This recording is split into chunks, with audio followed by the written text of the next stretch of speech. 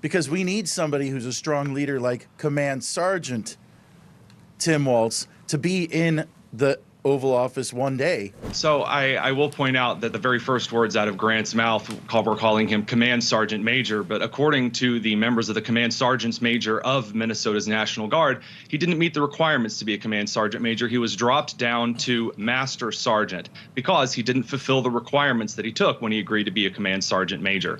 So that's debunked. I'm going to keep it real. No, it has not yet been debunked by the paperwork from the Okay. military. It's debunked. No, on his forms it states that he didn't sign when he retired. That is not debunked. I know that you'd like to, claim but so, he but ran like a that's not true yet. coward in a leadership position when Minnesota was on fire. So you can't tout the service to protect America when he didn't protect his constituents. What say you, Tony? I want you to address that point.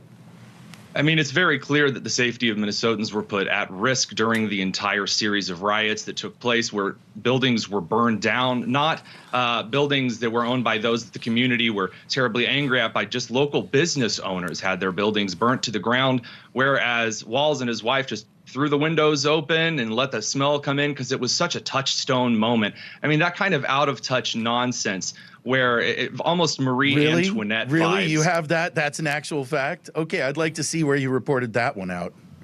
The video where she said that they kept the windows open so the smell of burning tires, that being First Lady Walz, yes, that would be the video she posted. I'm sorry, or is that not considered a source?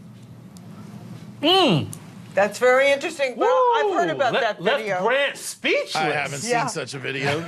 I would say those first days, when there were riots, I could smell the burning tires. And that was a very real thing. And I kept the windows open for as long as I could because I felt like that was such a touchstone of what was happening.